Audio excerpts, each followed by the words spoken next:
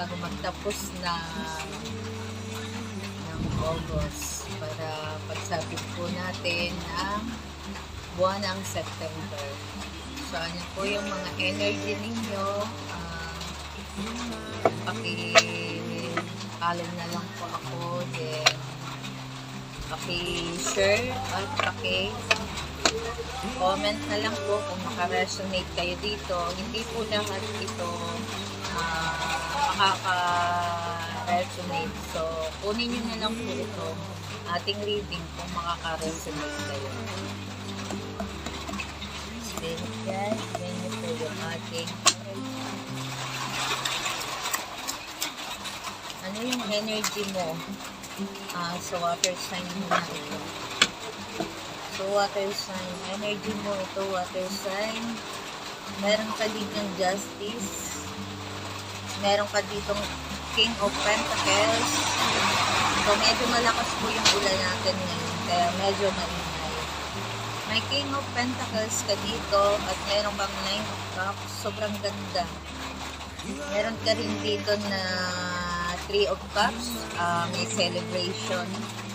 Meron ka dito na 9 of Swords. Yung 9 of Swords dito, yun yung mga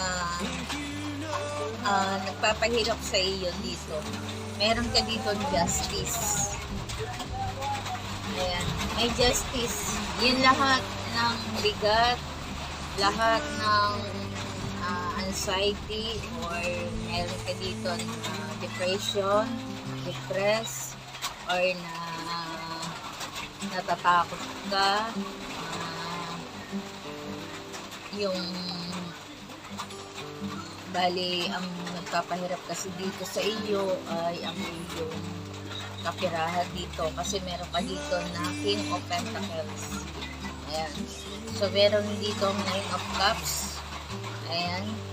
May mag-aalok sa iyo dito na sa iyong pinoproblemang financial, may tutulong or may magbibigay sa iyo ng ideya upang makatulong sa iyong financial dito. Then, meron ka dito na celebration. Ayan. May atinan ka dito na celebration. Siguro meron ka dito na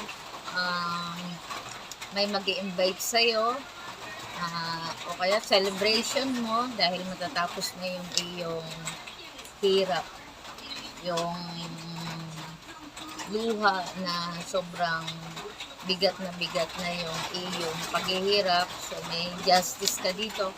Kasi dito matatapos na yung iyong mga paghihirap at sobrang bigat ng iyong kalooban. So, ano pa?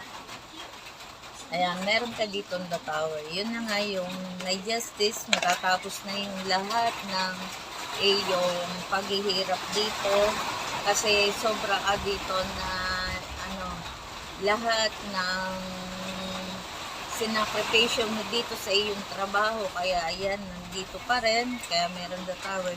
Ibig sabihin doon medyo lumalaban, nakakalaban-laban ka pa rin sa iyong kahirapan, kahit dito medyo marami ka na ditong pinagkakautangan dahil gustong-gusto mong isalba dito yung iyong negosyo or kung ano pa man, or yung mga pangangailangan ng iyong anak kasi